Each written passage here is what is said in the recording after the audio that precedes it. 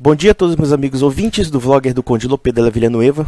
Algumas questões nós podemos analisar a respeito da greve da Polícia Militar do Espírito Santo e ainda as consequências nefastas por conta desta ação. Primeiro, é que nós percebemos a falência moral da população brasileira. Quando presenciamos aquelas cenas de pessoas arrombando estabelecimentos, e quando em 4 dias de greve morrem mais de 100 pessoas, ou então quando você vê aquele indivíduo ou aquela senhora acima de qualquer suspeita, aproveitando da ausência da lei e da ordem para acompanhar desordeiros e pegar uma geladeira ou um fogão, aproveitando o caos reinante da cidade, nós podemos dizer que uma boa parte da nossa população não vale absolutamente nada. Esse pessoal não tem nenhum tipo de consciência moral. Pessoas vagabundas, canalhas, a pior ralé que você possa pensar, que você possa imaginar. Por quê? Isso mostra que essas pessoas precisam da polícia, precisam de gente para dar porrada nelas, ao invés de elas internalizarem a própria consciência moral que se exige no convívio social, no convívio do respeito entre as pessoas. Então nós estamos vendo uma profunda crise moral da sociedade brasileira dentro de uma situação micro que é a cidade de Vitória. Ou seja, basta que a polícia se ausente para que todo mundo seja bandido, seja assassino, seja estuprador, etc. Aí a gente se pergunta, o que está acontecendo com essa população? Essa população é imprestável. Eu vou falar uma coisa aqui que pode parecer absurda, mas tem gente aí que não merecia nem nascer. Não faz jus às dores do parto da mãe, para fazer um ato de canalice como aquela. Você vê uma loja sendo arrombada, uma casa sendo arrombada, e aí você aproveita a atitude do ladrão para se tornar também um ladrão, para se tornar também um bandido, porque não tem polícia. É claro, está explicado porque nós estamos ficando um país cada vez mais pobre, um país cada vez mais miserável e mais violento. É claro que nós estamos vendo uma classe política que está quase toda na cadeia, justamente porque o povo também não presta. Ou pelo menos o povo acabou se rebaixando moralmente. A minha geração, ou pelo menos a geração pela qual fui educado, que foi a geração dos meus pais, dos meus avós, não era assim. Meus pais eram capazes de me encher de porrada se eu pegasse alguma coisa de alguém, assim, do nada. Criança, claro que eu, graças a Deus, nunca apanhei por causa disso, mas se eu saísse da linha, eu pegava umas boas pancadas mesmo e ficava calado. Hoje em dia não, hoje em dia nós vemos uma geração de gente muito permissiva, uma geração de pessoas que podem fazer tudo que der na telha. E claro, isso reflete também a classe política nossa. Se hoje em dia você está morrendo em fila de hospital, ou então você não tem uma escola pública decente e você está vendo o seu dinheiro jogado na lata do lixo ou no ralo da corrupção, eu pergunto, você também é uma pessoa honesta? Você é uma pessoa que também presta? Talvez você também não preste não, porque você também pensa da mesma coisa. Você diria assim, olha, se eu estivesse ali eu também roubaria. Você também é mau caráter que nem eles. Você também merece um paredão de fuzilamento que nem esse povo. Uma boa parte do povo brasileiro não tem moral para falar dos seus políticos. Não tem moral, se está sendo roubado, está morrendo em fila de hospital. Muitos talvez estejam morrendo em fila de hospital e mereçam porque são tão bandidos quanto. É isso que a gente tem que ser dito. Quando nós percebemos esse caso de Vitória, em que pessoas aparentemente cidadãos de bem, só porque a polícia se ausentou, você pode roubar, pode matar, pode fazer qualquer coisa, então eu digo, você é um vagabundo, você não presta. Seria bom que você fosse eliminado mesmo.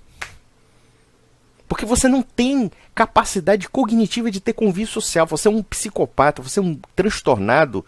Só que em segredo, porque você é covarde, você tem medo da polícia. Só isso. Quem faz isso, na boa, não merece respeito humano algum. Isso é o primeiro ponto. O segundo ponto é o posicionamento da polícia.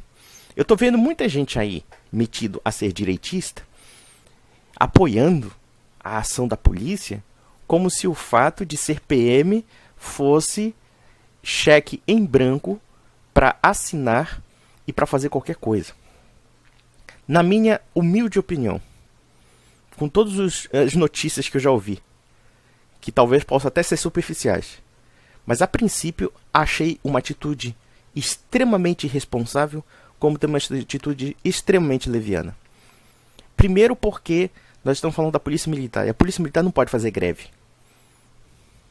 Segundo ponto, ainda que a Polícia Militar tenha seus problemas, e quando eu falo aqui de problemas, nós sabemos a questão do desamparo da polícia, a questão realmente das condições de trabalho, que muitas vezes não são apropriadas, penso eu que existem outras formas de vocês reivindicarem do que deixar a sociedade capixaba na mão dos bandidos. Porque foi isso que aconteceu. Deixaram a população a Deus dará. Isso não é coisa que se faça. Se a segurança pública, se a ordem social depende justamente desta entidade chamada polícia, quando nós vemos esse pessoal se amotinando ou inventando uma desculpa dizendo que os familiares não deixaram eles saírem, isso não existe. Isso aí foi esquematizado. A gente tem que olhar e abrir os olhos para saber quem é que está por trás disso. E observem que se a moda pegar, se a polícia começar a se sindicalizar, se a polícia começar a ser dominada por esses grupelhos sindicais, que são tudo esquerdistas em grande parte, e fazer qualquer greve em nome de qualquer conchavo político, meu amigo, nós vamos ter anarquia. Então parem de observar apenas um corporativismo boboca da Polícia Militar e pensem que a Polícia Militar ela tem obrigação sim de obedecer à Constituição, que proíbe a greve, como também tem que obedecer à hierarquia. Imaginem se a moda pega. Se policial começar a fazer greve, tal como um professor faz greve, como outros setores do funcionamento público fazem greve. Aí eu quero ver o caos. Aí vão virar vítimas de chantagem de sindicatos. Porque é isso que está acontecendo. Então pare com esse papo furado de dizer nós apoiamos a PM porque nós queremos ganhar bandeira política. Vocês não estão comandando essa situação. Alguém está por trás dessa situação de greve. Uma greve, por definição, ela não é uma coisa espontânea. Ela é uma coisa pré-estipulada, pré-organizada por algum tipo de entidade. Resta saber qual é a entidade que está por trás dessa greve da PM. Eu quero ver, por exemplo, no Rio de Janeiro, em Belém, então querem já falar, nós vamos fazer greve, tem sempre os bonitinhos fazendo isso. Eu quero saber, quando a Polícia Militar fizer greve em todo o Brasil, aí eu quero ver a cara de vocês. A cidade toda sendo dominada pelo saque, pelo banditismo e por gente que não tem consciência moral alguma. Por psicopatas. Nós já temos índices altíssimos de violência. Imagine agora quando a PM saiu saiu da linha. Né? Simplesmente deixou as ruas abandonadas à própria sorte do cidadão. E tem um terceiro ponto que este incidente revelou, que é o fato de que o desarmamento civil foi um completo fracasso.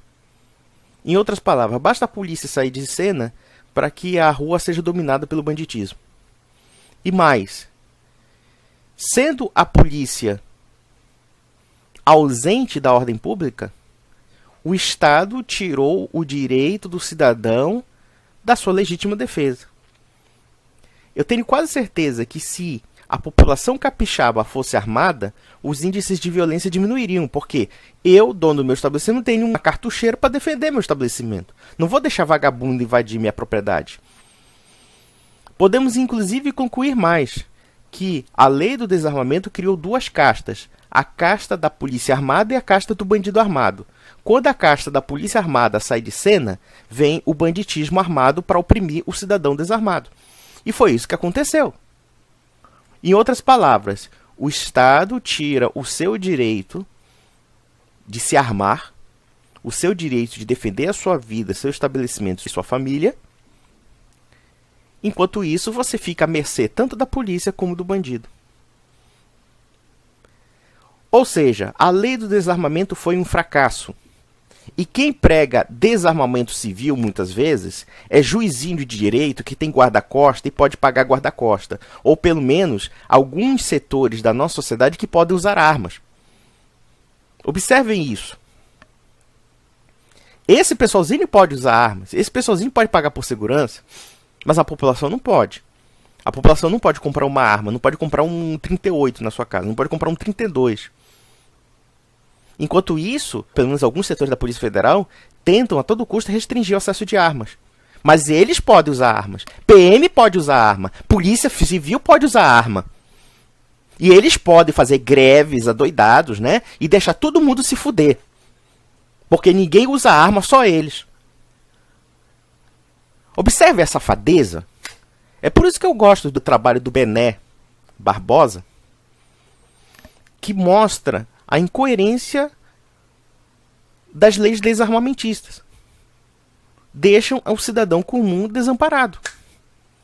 Ah, não, uma arma na mão de uma pessoa pode matar, mas essa arma já existe. Só, a diferença é que ela só existe na mão do criminoso, não existe na mão do cidadão comum.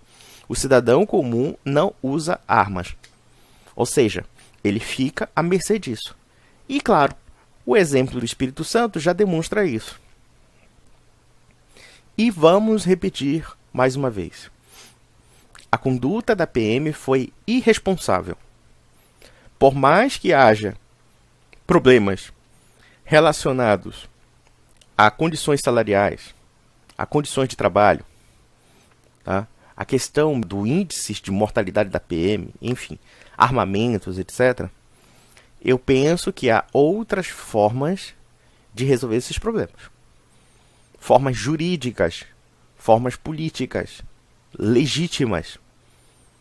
E não o que foi feito aí, de deixar todo mundo à míngua, deixar todo mundo sem segurança, já que ninguém pode portar armas, ninguém pode se defender.